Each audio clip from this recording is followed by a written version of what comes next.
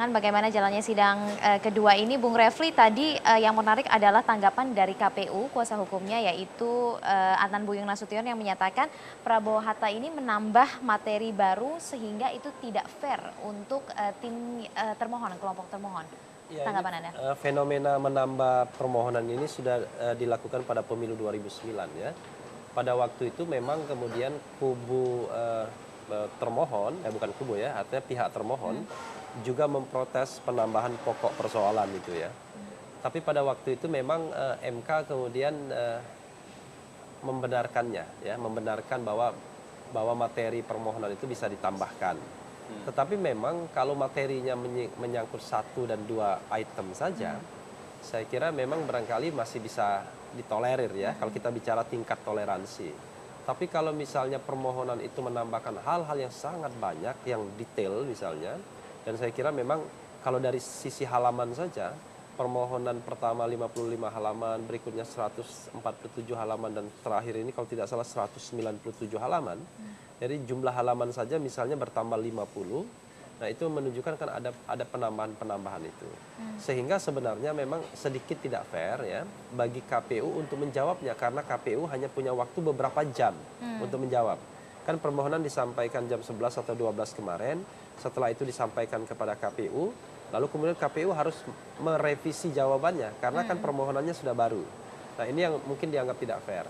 Tapi dugaan saya, kenapa 2009 itu kemudian dibenarkan? Ya karena permohonannya ditolak. Artinya ya sudah tidak apa-apa lah untuk kemudian entertain ya, untuk kemudian agar tidak terlalu marah juga kan. Jadi diterima permohonan baru, tetapi akhirnya delas ditolak juga permohonan utamanya kan begitu. Nah, saya menganggap sesungguhnya walaupun ada penambahan-penambahan terhadap permohonan ini ya, saya melihat argumennya kurang lebih sama juga. Mungkin cuma yang ditambahkan itemnya. Nah, padahal memang KPU kan selain dia harus menjawab item yang global ya, yang per tematik itu, dia juga kan harus menjawab item satu demi satu itu kan. Karena kalau dia tidak jawab, khawatirnya dianggap sebagai sebuah kebenaran kan begitu. Nah, karena itu dia harus menjawab, karena itu tidak heran kalau kemudian Adnan Buyung meminta tambahan waktu yang fair. Tetapi feeling saya mengatakan hakim MK biasanya tidak terlalu menggarisbawahi hal-hal yang sifatnya yang begini-begini ini. Dia hanya melihat besarannya saja umumnya. Pokok-pokoknya. Ya, gitu. pokok-pokoknya itu apakah signifikan atau tidak. Nah, sampai saat ini saya belum menemukan sesuatu yang signifikan itu. Saya sudah menduga jawaban KPU itu pasti mereka akan mengatakan dari mana angka-angka itu. Kan kita tahu kan klaimnya bahwa 67 juta lebih untuk Prabowo, 66 Jokowi. Jokowi turun 4 juta, Prabowo naik 5 juta. Tapi elaborasinya tidak ada. Padahal dikatakan itu berdasarkan formulir C1, D, DA, DB, DC, dan seterusnya. Ya. Seharusnya kan ada itu dilampirkan rincian-rincian suara itu sehingga dapat angkanya. Nah, ini tidak ada. Yang ada adalah malah cuma elaborasi mengenai tadi saya katakan mengenai penggelembungan 1,5 juta, pengurangan 1,2 juta yang kalau diberikan pun sebenarnya tidak mempengaruhi hasil pemilu. Nah, dugaan saya sebenarnya kans atau kesempatan bagi Prabowo Hatta ini adalah mungkin tidak enak mengatakannya, adalah ingin mengesankan ya bahwa telah terjadi kesalahan di mana-mana seluruh republik ini ya. Lalu kemudian sehingga pemilu pilpres harus diulang. Kira-kira begitu. Tapi sekali lagi kalau berdasarkan presiden sebelumnya ya, Majelis Hakim Konstitusi tetap akan mempertimbangkan apakah suatu bentuk kesalahan ya itu berpengaruh atau tidak terhadap perolehan suara. Nah, lalu kalaupun berpengaruh terhadap perolehan suara, apakah itu signifikan mengubah hasilnya secara keseluruhan? Nah, tahapan-tahapan itu rangkap sehingga tidak mudah juga kemudian mengatakan bahwa sebuah kesalahan ya, sebuah maladministrasi dalam pemilu kemudian akan bisa berpengaruh terhadap hasilnya. Apalagi tadi verifikasi untuk mengetahui logika perubahan itu juga tidak jelas. Kalau di PKTB bertambah, lalu kemudian apa dampak langsungnya? Apakah Ya mereka kan? semua memilih Kalau satu membuka apa? kotak suara, apa dampak langsungnya? Kan ada alat sesungguhnya untuk memverifikasinya, tetapi dalam banyak hal tidak ada alat sama sekali untuk mengecek orang memilih siapa, misalnya begitu. Atau mungkin sasarannya bukan dari angka-angka, karena kalau tadi Anda menyebutkan angka-angka ini tidak dielaborasi. Iya. Tapi kalau argumentasinya adalah dengan katanya dengan permainan DPT, DPKTB dan DPKTB itu ya. Nah, namun demikian Anda juga menyatakan bahwa ini bukan berarti kelebihan angka itu kemudian memilih pasangan nomor urut Iya, 1. Tapi iya. mungkin yang mau dikesankan adalah bahwa pemilu ini tidak legitimate, begitu jadinya? Ya, kalau kita bicara tentang legitimasi, kan kita bicara legitimasi secara hukum dan legitimasi secara sosial dan lain sebagainya. Nah, kita kalau di MK bicara legitimasi dari sisi hukumnya saja, kan begitu. MK selalu akan mempertimbangkan mengenai jelas apapun argumentasi orang, dia harus berbicara apakah itu berpengaruh secara langsung terhadap hasil pemilu atau tidak. Tidak mungkin akan diperintahkan sebuah pemungutan suara ulang, penghitungan suara ulang, tetapi hasilnya tidak akan mempengaruhi apa-apa. Nah, tetapi bukan berarti kemudian kekurangan dan kecurangan itu tidak diakui kalau itu memang ada. Ya. Contoh misalnya kemarin kan kita berdebat mengenai kok ada TPS 2000 sekian yang suara Prabowo 0. Saya mengatakan bisa jadi itu kecurangan, ya, bisa jadi kecurangan. Tapi kalaupun kemudian kita kalikan 2000 itu dikali 800 maksimal, itu pun maksimal. Kadang-kadang ada juga yang 300 dan lain sebagainya. Itu kan angkanya kan cuma 1,6 juta. 1,6 juta diberikan secara gratis pun tidak berpengaruh juga. Kan begitu. Nah, karena itu kemudian apalagi angka yang dipermasalahkan itu cuma 2,6 juta, 2,7 juta. Penggelembungan 1,5 juta, pengurangan 1,2 juta. Nah, angka itulah sesungguhnya yang kemudian yang sebenarnya range-nya yang sebenarnya tetap saja tidak berpengaruh. Nah, ketika kita bicara tentang pelanggaran-pelanggaran lainnya, ya harus kembali pada signifikansi sesungguhnya. Kalau tidak signifikan, ya tidak akan mungkin akan ada misalnya perintah pemungutan suara ulang. Tapi ya, saya kemudian berpikir begini. Berdasarkan presiden-presiden sebelumnya, permohonan seperti ini biasanya tidak dikabulkan. Tetapi kadang-kadang kita tidak tahu bagaimana MK ini.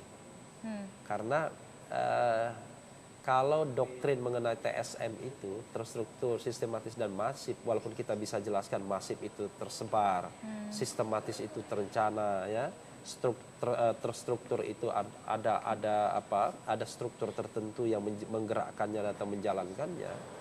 Tetapi tetap saja tidak ada ukurannya yang pasti. Tidak bisa exactly kita mengatakan ini loh yang namanya TSM, ini yang bukan TSM dan lain sebagainya. Nah, mudah-mudahan hakim MK tetap objektif itu saja. Tetap transparan, tetap akuntabel dan tidak melakukan terobosan-terobosan yang kemudian mencengangkan tetapi justru akan memunculkan keributan yang luar biasa. Oke, baik. Bisa gitu. Kita akan kembali bergabung sekarang untuk mengikuti jalannya sidang di gedung MK. Mengatur mekanisme pemilih yang bersangkutan dapat menggunakan hak pilih dengan mengurus pindah TPS sebagaimana ketentuan pasal 40 ayat 2 Undang-Undang Nomor 8 Tahun 2012. Pemilih pindah TPS tersebut diadministrasikan dalam daftar pemilih tambahan atau DPTB. Selanjutnya terkait jaminan pelaksanaan hak pilih warga negara yang tidak terdaftar, baik di dalam DPT, DPTB maupun DPK, ketentuan pasal 150 Undang-Undang Nomor 8 Tahun 2012 pada intinya mengatur: 1. Pemilih yang tidak terdaftar pada DPT atau DPTB atau DPK dapat menggunakan KTP atau paspor. 2. Untuk pemilih yang menggunakan KTP atau paspor diberlakukan ketentuan: A. Memilih di TPS yang ada di RT RW atau nama lain sesuai dengan alamat yang tertera dalam KTP atau paspornya. B. Terlebih dahulu mendaftarkan diri kepada KPPS setempat. Dan C. Dilakukan 1 jam sebelum selesainya pemungutan suara di TPS setempat. 3. Untuk pemilih yang menggunakan paspor dengan alamat di luar negeri diberlakukan ketentuan: A. Lebih dahulu mendaftarkan diri pada KPPS setempat. Dan B. Dilakukan 1 jam sebelum selesainya pemungutan suara di TPS setempat. Memperhatikan ketentuan tersebut di atas, dalam penyelenggaraan pemilu anggota DPR, DPD, DPD tahun 2014, pembentuk undang-undang telah menjamin pelaksanaan hak konstitusional warga negara. Berdasarkan undang yang diberikan oleh undang-undang, termohon menyusun peraturan KPU untuk mengatur secara teknis penggunaan hak pilih warga negara yang tidak terdaftar dalam DPT, DPTB maupun DPK diadministrasikan dalam daftar pemilu khusus tambahan atau DPKTB. Penyelenggara pemilu presiden dan wakil presiden tahun 2014 berpedoman pada Undang-Undang Nomor 42 tahun 2008, sebagaimana diketahui, Undang-Undang 42 tahun 2008 tidak mengalami perubahan. Dengan demikian, pengaturan tentang jaminan pelaksanaan hak konsil warga negara di dalam Undang-Undang nomor 42 tahun 2008 tidak selengkap Undang-Undang nomor 8 tahun 2012 yang telah mengadopsi putusan MK nomor 102 PUU strip 7 Romawi 2009. Termohon telah mengambil pilihan kebijakan hukum untuk mengadopsi norma perlindungan hak konstitusional yang sebelumnya juga telah diberlakukan sejak penyelenggaraan pemilihan umum presiden dan wakil presiden tahun 2009, pemilu kepala daerah dan wakil kepala daerah, serta pemilu legislatif tahun 2014. Kebijakan hukum ini diambil setelah memperhatikan putusan MK nomor 102, Undang-Undang nomor 8 tahun 2012, dan PKPU nomor 26 tahun 2013, Jungto PKPU nomor 5 tahun 2014, yang secara lebih efektif mampu melindungi, memenuhi, dan melayani hak pilih warga negara. Untuk menjawab kebutuhan hukum akan perlindungan, pemenuhan, dan pelayanan atas penggunaan hak pilih warga negara, termohon menerbitkan PKPU nomor 9 tahun 2014, PKPU nomor 19 tahun 2014, PKPU nomor 29 tahun 2014. Peraturan KPU ini berisi kebijakan hukum dalam penyelenggaraan pemilu untuk menjawab kebutuhan hukum pentingnya perlindungan, pemenuhan, dan pelayanan hak pilih warga negara yang belum secara lengkap diatur dalam Undang-Undang nomor 42 tahun 2008, tetapi telah diamanatkan oleh Mahkamah melalui putusan MK nomor 102 yang telah diadopsi dalam Undang-Undang nomor 8 tahun 2012 dan telah diterapkan oleh termohon pada saat pelaksanaan pemilu legislatif 2012. Selain itu, kebijakan ini telah dikonsultasikan, dimusyawarahkan, dan disosialisasikan dengan pemerintah, lembaga legislatif, dan seluruh peserta pemilu. Dalam pemilu presiden dan wakil presiden tahun 2014 ini berdasarkan hasil rekapitulasi tingkat nasional, jumlah pemilih yang menggunakan hak pilih pada hari pemungutan suara dengan menggunakan KTP, KK, paspor, atau kartu identitas kependudukan lainnya adalah sebanyak 2.908.396 pemilih atau 1,5% yang tersebar di 33 provinsi dan luar negeri, kabupaten kota, desa kelurahan, dan TPS. Mekanisme ini terbukti telah berhasil meningkatkan pemenuhan hak konstitusional warga negara untuk memilih. Sebaliknya, termohon menolak secara tegas jika secara serta-merta disimpulkan bahwa jumlah 2.908.396 pemilih yang menggunakan KTP, KK, paspor, atau kartu identitas kependudukan lainnya merupakan hasil dari tindakan mobilisasi pemilih untuk mendukung pasangan calon tertentu. 5. Pelaksanaan rekomendasi pengawas pemilu. Berdasarkan ketentuan pasal 192 dan 193 Undang-Undang nomor 42 tahun 2008, Bawaslu mempunyai wewenang untuk menyelesaikan pelanggaran administrasi pemilu.